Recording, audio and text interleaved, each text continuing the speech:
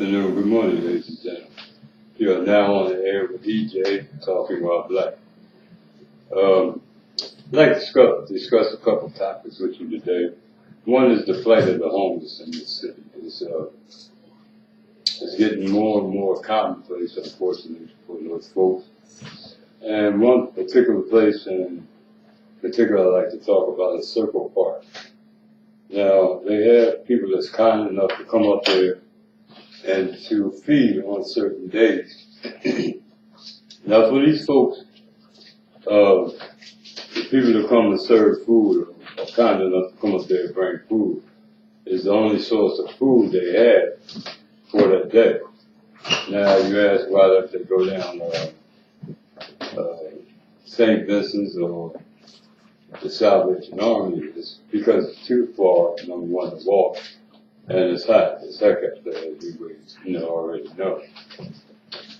Now, when it gets really, really hot, a lot of times folks don't show up. So these people are sitting there waiting to have something to eat, and no one arrives. Now, they'll usually say something like, a couple of people got sick and all like that. But my thoughts and beliefs are that it's just too hot. They don't want to come inside. Also, you see people that drive by and do everything they can to keep from making eye contact with you or either looking at you like you're not there. And it's just really discouraging that people are so heartless and uncaring about fellow human beings. I mean, for you to stop and just maybe get a case of water from a 99-cent store, which is like $3 or something like that, or Walmart has the cans of tuna fish that's like 49 cents, and maybe get like maybe 10 or something like them, or a little bit more, and pass them out. Something to help the people that's downtrodden. Now I know a lot of them act kind of crazy and all like that, but they're really not.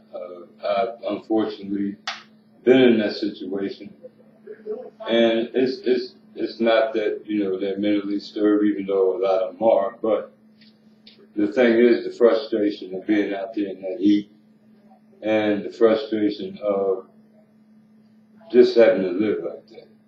You have to be out the park by 5 o'clock. Everybody's pushing these carts around with pretty much everything they own is in that cart. So if stuff disappears, then they're out of luck. So I'd just like to ask you to maybe be more considerate of these people and, maybe lend them a helping hand. You can maybe stop and talk to them.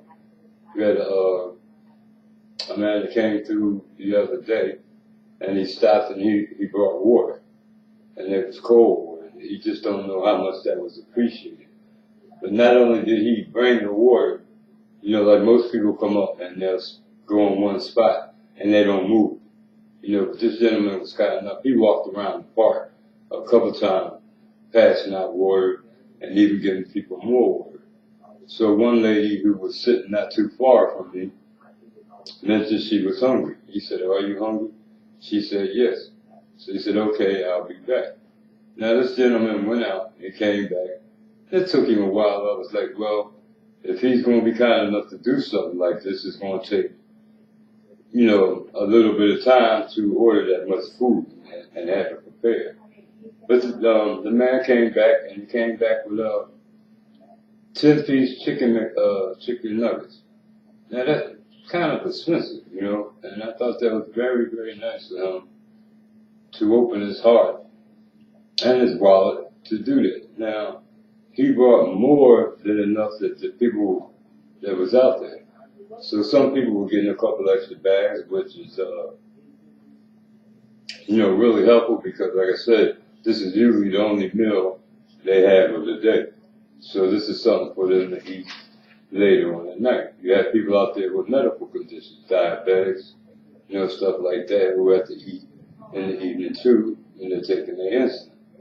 So he asked what days will be the best days for him to come. Okay, you have, we call them the hippie guys. They come, that's because they had long hair and all like that. And they look like hippies. But the one guy that's really in charge of the program is named Ron. And they're vegetarians, and they bring up soup and cakes and stuff like that. Now that's Sunday and Monday. Tuesday, no one comes.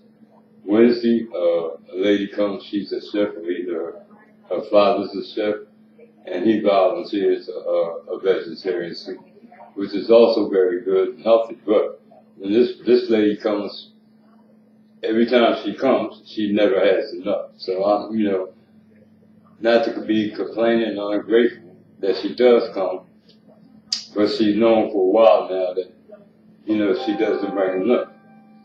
And then Thursdays, these ladies come with, they call it the sack lunches. Now they come with sack lunches, which is pretty good, and cookies and stuff like that, and water. Now Friday and Saturday, no one comes. So it's like feast of family up there, you know what I mean? People come, you get a chance to eat. People don't come, people out there starving. And then the hippies come back Sunday. So the gentleman showed up Tuesday, and I wound up talking to him and was telling him what days people don't come. So he said that he would start coming on those days. Now, I wasn't up there Friday and Saturday out here, so I can't say whether he came or not. But I do believe from his past, past record that he would show up. And I think it was Life Ministries or something like that. So I don't really want to say without being sure. But I'd just like to say thank you very much to that gentleman if he did come, and for the times I'm coming before that. Now also, if you have any spare clothes, old clothes that you might want to discard or don't wear anymore, that would be helpful. Old blankets.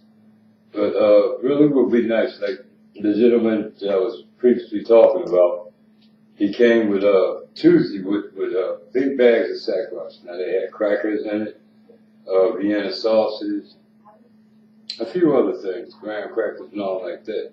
Now, once again, not being ungrateful, a lot of people don't eat those Vienna sausage. So that's why I was saying it could have been a lot. I'm sure it's a lot cheaper to get the cans of tuna fish, which people can use, that everybody will eat instead of the Vienna sausage. I hate to think what happened to most of the Vienna sausage is because people don't eat them. Tuna fish people eat. Now, when the hippies come on Sunday and Monday, they always have hard-boiled eggs. I'm not a hard-boiled egg eater, but now just imagine with those hard-boiled eggs, and then the other gentleman comes with tuna fish, there you go. You have a meal. Like a stretcher, you could have, say, for lunch, and then later on at night at dinner. Get condiments from, the little 7-Elevens and stuff like that. Not being greedy, just grab a couple of them, which, shouldn't hurt their money aspect of it. So it's just little things like that that I'm trying to instill in you and hopefully put in your heart where, you can have compassion for people that's less fortunate than you. Now, remember when I came out here, there was a saying by another station that anybody's just a paycheck away from being homeless. Now, I know that to be true because I'm an ironworker certified welder. But when I first moved here, it was hard to get into the union, so I worked with a lot of companies, spent years there that didn't pay a lot of money, nowhere near what the union was paying, nowhere near with all my years of experience I should have been paying. But anyway, that slogan they had, a saying they had, came to light because see, I couldn't miss a day of work.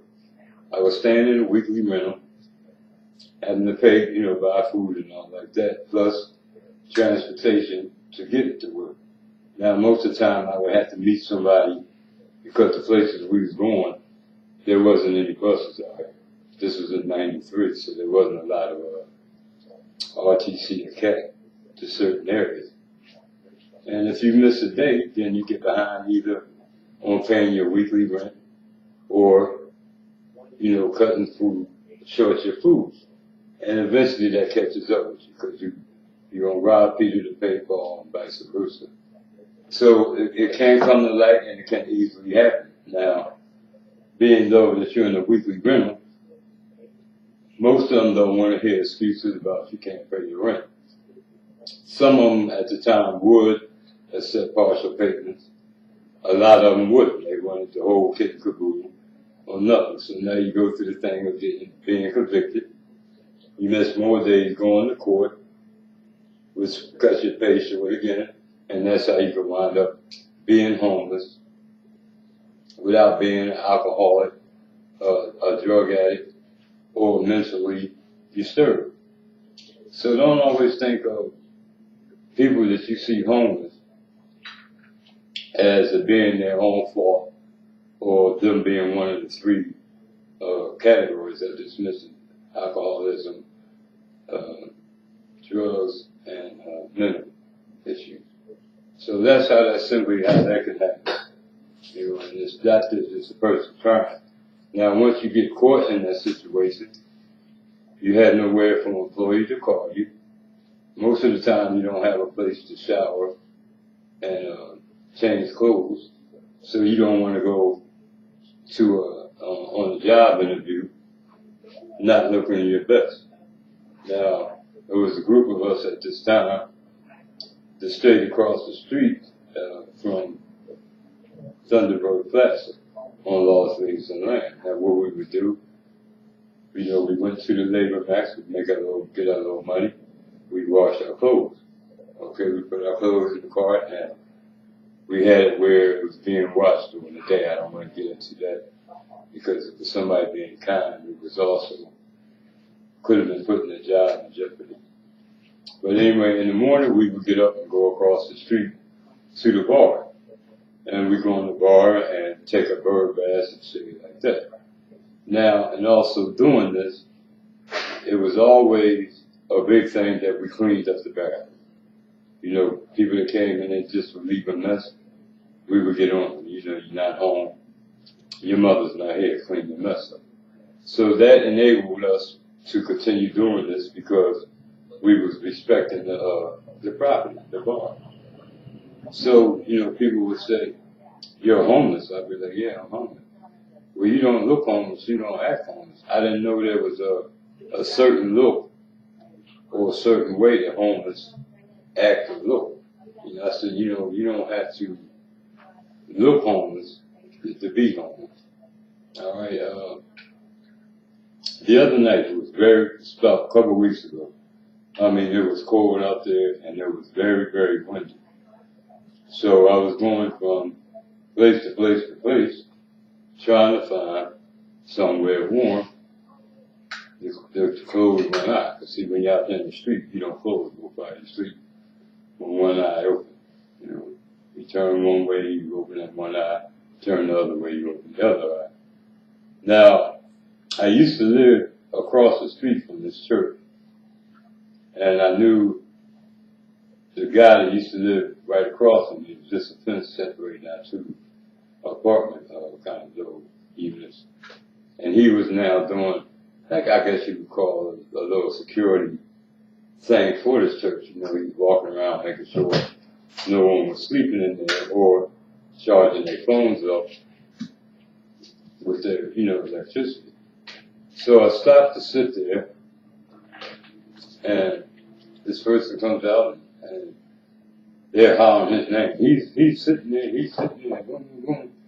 He's trying to charge his phone. Now my comment to her was, how the hell do you know what I'm getting ready to do? I'm just sitting there. How you know I'm getting ready to charge my phone? What did I tell you in some previous life or in a dream or something that I was coming in to charge my phone? So I'm saying this out loud, and I know she can hear me, or he can hear me, whoever. And the guy that comes out the security said, he's not doing that. He's just sitting there resting. So he said, I trust him. He's not trying to charge his phone up. So she said, well, I don't trust him. he might be trying to break in, trying to break. Now this is a church, okay, and I'm a Christian. My grandfather was a Pentecostal bishop. I grew up in that environment.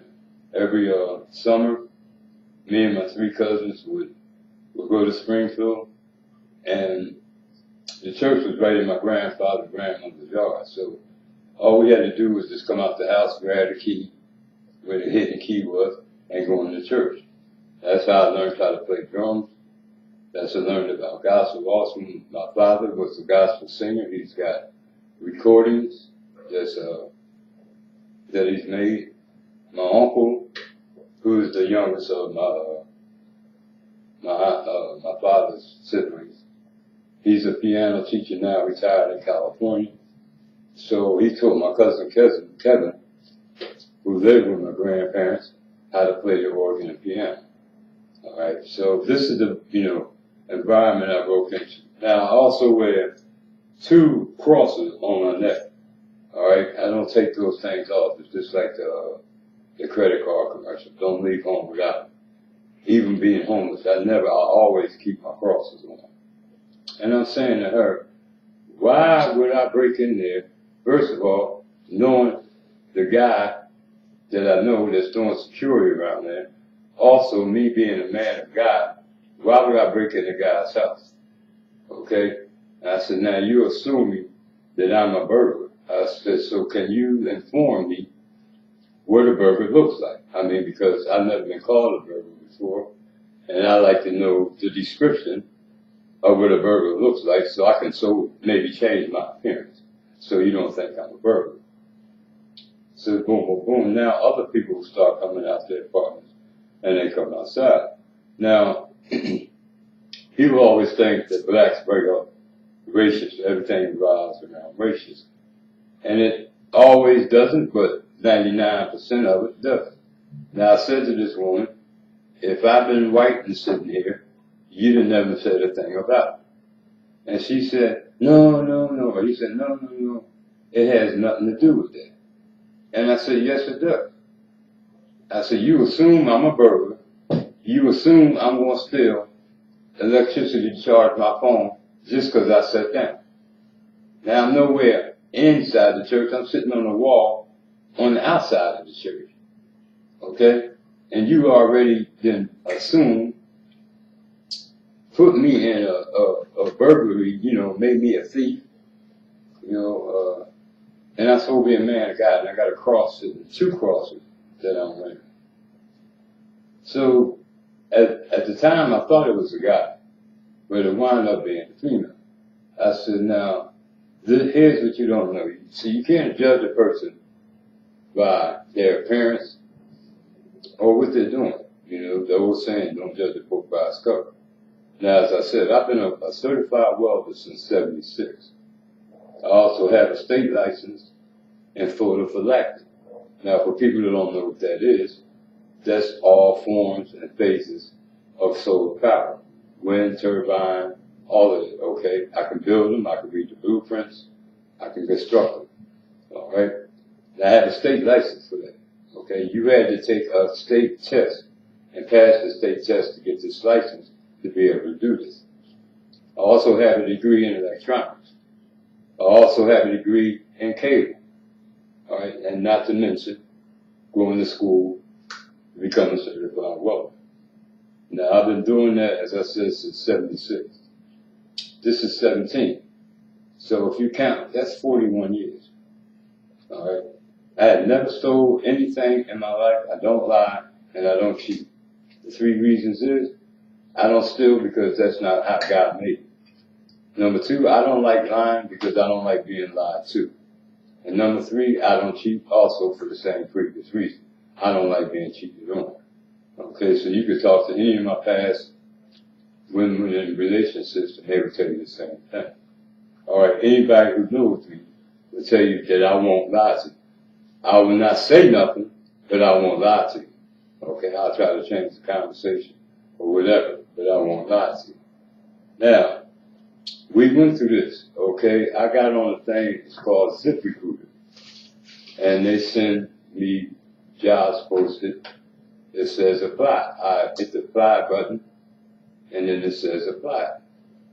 Now they sent me this one job offer, and it was in Paradise, Nevada.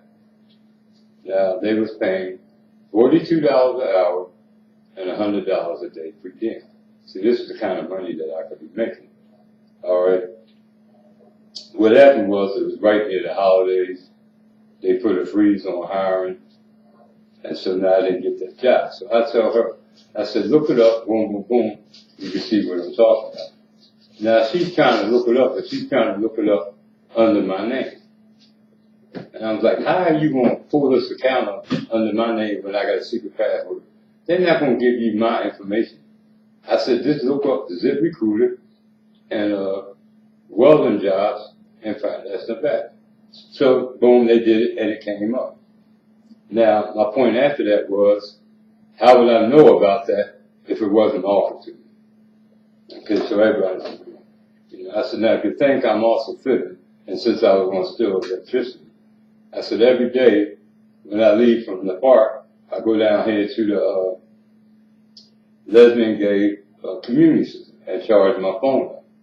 All right, I said, but I had put the two phones back to back, and I thought that was draining the battery. Anyway, I said, bring your charger out here and put your charger in here, and you'll see all the jobs I have that's on.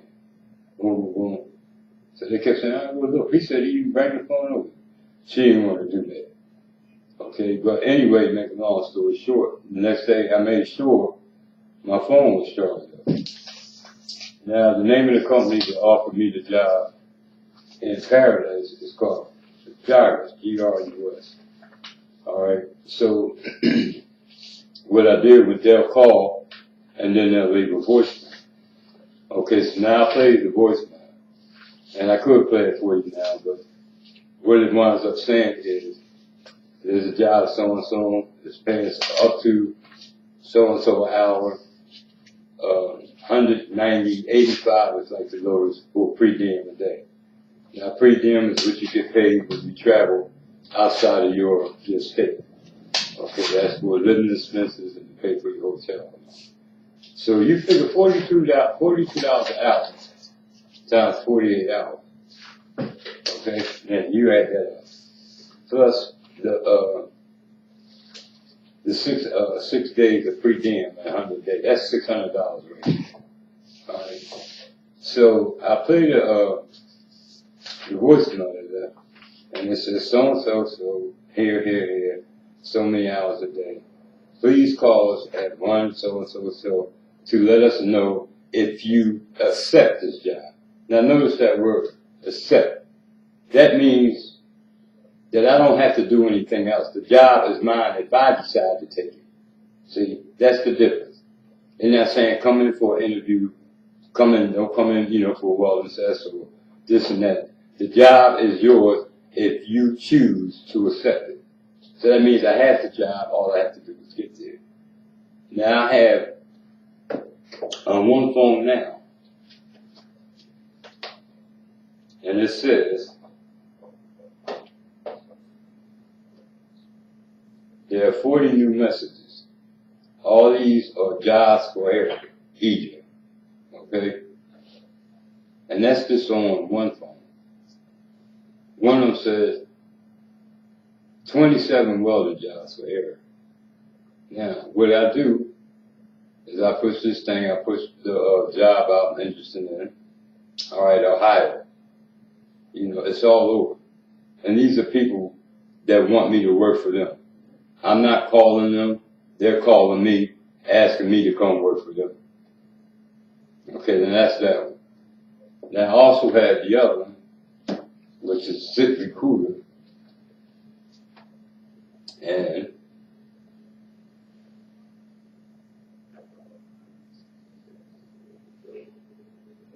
I'll let you hear this.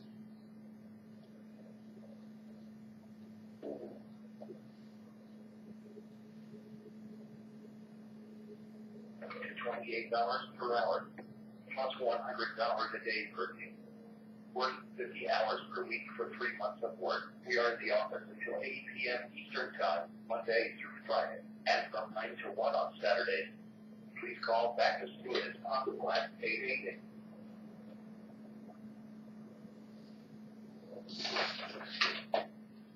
To accept this position and to keep us posted regarding your availability. Again, call us at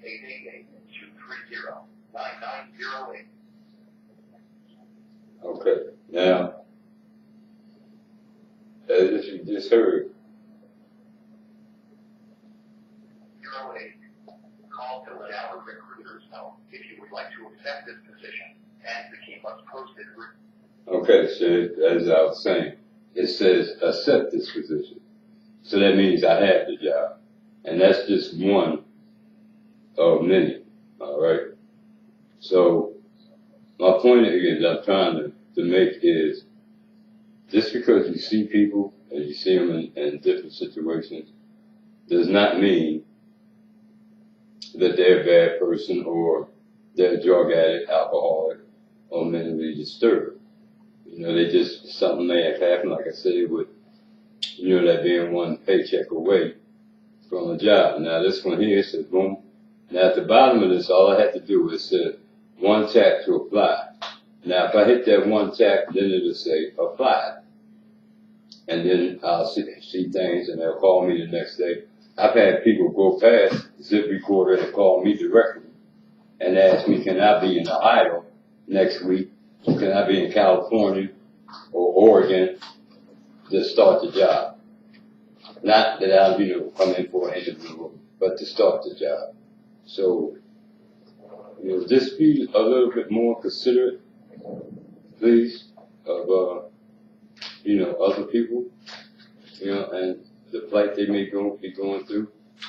I mean, like I said, this Canton, Ohio, Aspen, PA, Warminster Township, PA, Burlington, New Jersey, Sweetisburg, you know, this is Stowe, Ohio, Lakewood, Ohio, Oriah, Ohio, Bree, Ohio, Woodbury, New Jersey, Akron, Ohio, Canton, Ohio. So these are jobs that's been offered to me, but I can't get to right now. So I don't want to keep calling these folks and saying, yeah, I can make it there, and I can't make it there. So to be, in other words, to be burning my bridges and cutting my nose to spite my face. So I'm just asking that, you know, have a little more compassion in your heart for the people you see. You know, like I said, even if it's just some water, you know, you get a case of water and take it home and freeze it overnight, you know, and drop it off at the park. Or old clothes that you might discard or no longer want, that could help people out.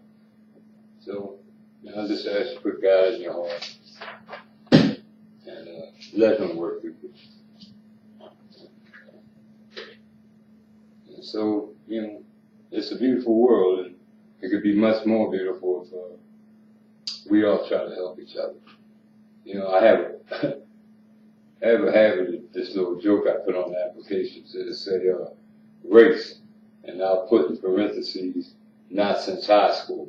You know, because I don't consider myself a race. I don't consider myself a skin color.